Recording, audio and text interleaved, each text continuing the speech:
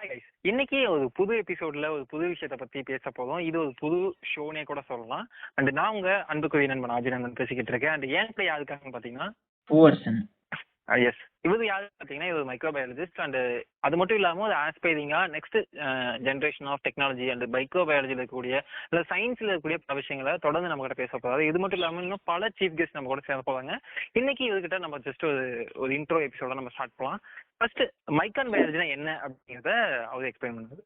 மைக்கான் பயாலஜினா என்ன? இந்த மைக்ல நம்ம பயாலஜி பத்தி பேச போறோம். பயாலஜினா ஃபர்ஸ்ட் என்னன்னு அதை பத்தி நீங்க தெரிஞ்சுக்கணும். பயாலஜினா என்ன, இந்த உலகத்துல வாழ்ற அனைத்து உயிர்களை பத்தியும் நம்ம என்னன்ட்டு ஷார்ட்டா தெரிஞ்சுக்க போறோம். இப்போ இந்த 10th முடிச்சுட்டு பயாலஜி அங்கேயே தூக்கி போட்டு சயின்ஸ் குரூப் முடிச்சுட்டு +2 போயிட்டு கம்ப்யூட்டர் மேக்ஸ் இந்த மாதிரி படிச்சுட்டு காமர்ஸ் எல்லாம் படிச்சுட்டு போனீங்க பாத்தீங்கன்னா, பயாலஜி அப்படிங்கிறது சயின்ஸ்ல 4 பிரிவு இருக்கும். அதுல ஒன்னு பிசிக்ஸ், கெமிஸ்ட்ரி, அதுக்கப்புறம் இன்னொன்று இருக்கிறது தான் பாட்னி ஜுவாலஜி. அந்த பாட்னி ஜுவாலஜி சேர்ந்தது தான் பயாலஜி மாதிரி சொல்லுவாங்க. அவங்களுக்கு ஜஸ்ட் பயாலஜினா எதை பத்தி எல்லாம் பேசுவோம், அதுல என்ன பத்தி எல்லாம் படிப்போம் அப்படின்னு ஒரு சின்ன இன்ட்ரோ, இன்னும் கொஞ்சம் டீப்பா. பயாலஜினா என்ன, அதாவது இந்த உலகத்துல வாழ்ற அனைத்து உயிர்களை பத்தியும், சின்ன உயிரில் அதாவது மைக்ரோ ஆர்கானிசம் சொல்லுவாங்க, நுண்ணுயிரிலிருந்து நம்மள மாதிரி மனுஷ ஜென்மம் வரைக்கும் எல்லாத்தையும் இந்த பயாலஜில படிப்போம். ஓகே, இப்போ இந்த பயாலஜிக்குள்ளதான் வந்துட்டு மைக்ரோ பயாலஜி அப்படிங்கிற ஒரு ஃபீல்டா இருக்கு இல்லையா?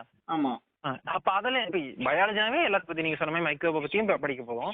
இப்போ மைக்ரோ பயாலஜி ஸ்பெசிபிக்கா அதை பத்தி படிப்போம். அதான் நுண்ணுயிரி பத்தி படிப்போம், மைக்ரோ ஆர்கானிசம். அதை மட்டும் தான் படிப்போம் இல்லையா? ஆமா. அதாவது மைக்ரோ ஆர்கானிசம்ஸ்னா என்ன, அந்த மைக்ரோ ஆர்கானிசம்ஸ் என்னெல்லாம் பண்ணுது, எதெல்லாம் நமக்கு பெனிஃபிஷியல், எதெல்லாம் நமக்கு ஹார்ம்ஃபுல் அப்படின்றத பத்தி அப்படியே மேலோட்டமா பார்த்துட்டு போயிடும். ஓகே. இதை தாண்டி இன்னமும் வந்து நம்ம மைக்ரோபயாலஜில ஸ்பெசிஃபிக்கா இங்கெல்லாம் நமக்கு யூஸ்ஃபுல்லா இருக்கும் அப்படின்னா எந்த இடத்துல மைக்ரோபோட தேவை நமக்கு இருக்கு அல்லது நமக்கு அது ஹார்ம்ஃபுல்லா இருக்கு அப்படின்னா, அதாவது நம்ம சாப்பாடுற சாப்பாட்டுல இருந்து எல்லாத்துலயுமே மைக்ரோ ஆர்கானிசம்ஸோட தேவை இருக்கு. அந்த வகையில இன்னைக்கு நம்ம வந்து ஃபெர்மெண்டேஷன் அப்படின்ற டாபிக்ல மைக்ரோ ஆர்கானிசம்ஸ் என்னெல்லாம் பண்ணுது அப்படின்றத பத்தி பார்ப்போம். ஓகே, இப்போ ஃபெர்மெண்டேஷன்னா அப்ப நொதித்தல்னு சொல்லுவாங்கல்ல தமிழ்ல. ஆமா.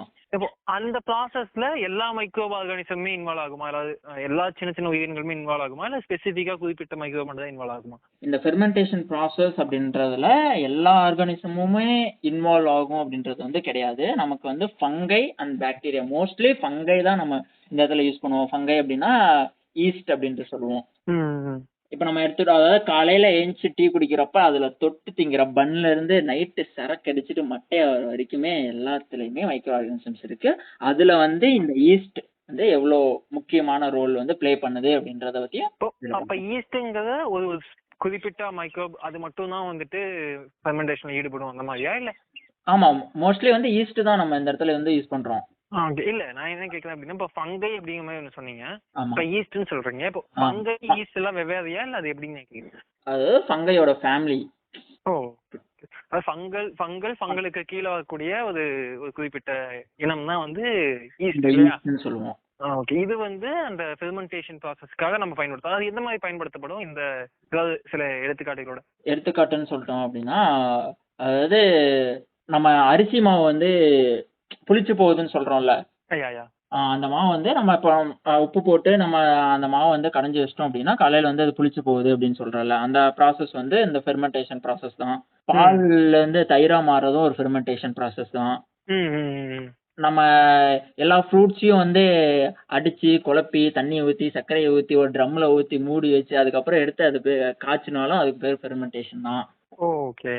அப்புறம் பிரெட்டு, கேக்ஸ் இதெல்லாம் மேக் பண்றதுக்கும் ஃபெர்மெண்டேஷன் ப்ராசஸ் யூஸ் ஆகுது. எஸ்பெஷலி ஈஸ்ட் அதுல மெயின் ரோல் பண்ணிருக்கு. அப்போ ஃபெர்மெண்டேஷன் அப்படிங்கிறது ஒரு தன்மையில இருக்கக்கூடிய ஒரு பொருளை மற்றொரு தன்மைக்கு மாற்றக்கூடிய ஒரு ப்ராசஸ் இல்லையா? ஆமா. ஓகே, அந்த தன்மை எப்பயுமே ஒரே மாதிரி தான் இருக்குமா? எப்படின்னா இப்போ நம்ம பாலை வந்து நீங்க ஃபெர்மெண்ட் பண்ணீங்க அப்படின்னா தயிரா மட்டும் தான் மாறும் அப்படிங்கிற மாதிரி இருக்கா, இல்ல இதுக்கு வேற ஏதாவது ட்ரை பண்ணலாம், பாலை வந்து நம்ம இந்த மாதிரி ஏதாவது ட்ரை பண்ணலாம் மாதிரி இருக்குங்களா?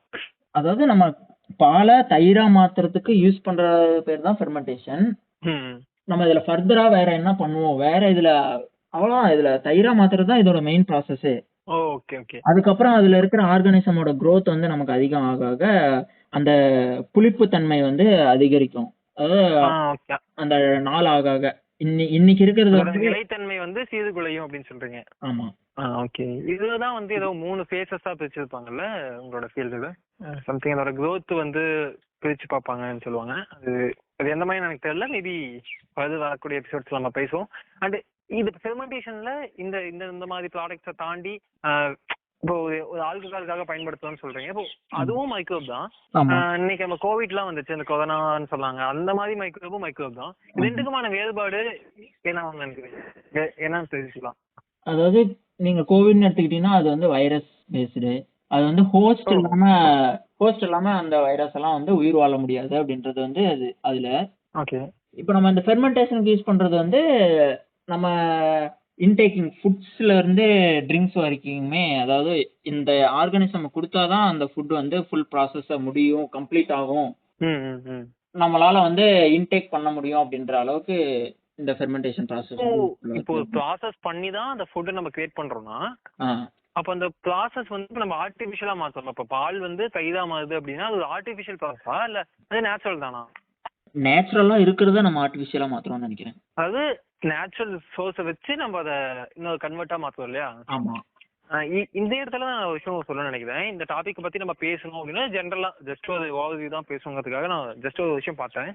ஃபெர்மெண்டேஷன் அப்படிங்கிற ப்ராசஸ் வந்து கண்டுபிடிக்கிறதுக்கு முன்னாடி வரைக்கும் இருந்த உணவு வகைகளும் அதுக்கப்புறம் நம்ம பார்த்து அதுக்கப்புறம் நம்ம பழகின உணவு வகைகள் அப்படிங்கிறது பல கட்டத்துல வந்து ஒரு சேஞ்ச் நடந்ததுக்கு உலகம் ஃபுல்லாவே. இப்போ எக்ஸாம்பிளுக்காக சொல்லணும் அப்படின்னா நம்ம தமிழர்களுடைய ஒரு ரொம்ப ஐடியலான ஒரு உணவு அப்படின்னா இட்லின்னு சொல்லுவோம்.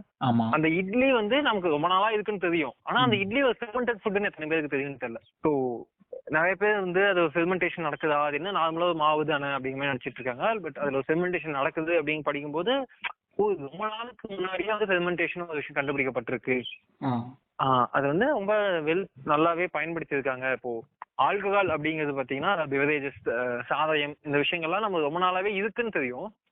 அது வந்து அதோட கண்டுபிடிப்பே ஃபெர்மெண்டேஷன்ங்கிறது அதோட மூலப்பொருளே, அதுதான் மையமான விஷயம் அப்படிங்கறதெல்லாம் நிறைய பேருக்கு இன்னுமே வந்து வெளிப்படையா தெரியாம இருக்கு அப்படிங்கிறது. அண்ட் இந்த மைக்கான் பயாலஜி அப்படிங்கிற இந்த ஷோவோட ஒரு முக்கியமான ஐக்கானான விஷயம் என்னன்னு கேட்டீங்கன்னா, இந்த கோவிட்டுக்கு அப்புறமான காலகட்டங்கள்ல இந்த பயாலஜி அப்படிங்கிற ஃபீல்டுக்குள்ள நிறைய அட்டென்ஷன் வந்து இருக்கிறது உண்மைதான். ஆனா அந்த அட்டென்ஷன் எந்த அளவுக்கு வேல்யூபிளா இருக்கு, வேல்யூ ஆடடா இருக்கு அப்படிங்கிறது ஒரு மிகப்பெரிய கொஸ்டின் மார்க் இருக்கு. ஸோ அந்த கொஸ்டின் மார்க்குலாம் ஒரு சின்ன ஆன்சர் கொடுக்குற மாதிரியும் அண்ட் நம்ம தமிழ் கம்யூனிட்டிக்குள்ள ரொம்ப டீட்டெயில்டா டெக்னிக்கலா மைக்ரோபயாலஜி அண்ட் பயோடெக்னாலஜி இந்த ஃபீல்டுக்குள்ள இருக்க விஷயங்களை இன்னும் எலபரேட்டடா நம்ம தெரிஞ்சுக்க ஒரு சின்ன வழிதான். நீங்க இதை ஃபர்ஸ்ட் டைம் கேட்டுட்டு இருக்கீங்க அப்படின்னா கண்டிப்பா ஃபர்ஸ்ட் டைம் கேட்டாகணும், ஏன்னா ஃபர்ஸ்ட் எபிசோட்.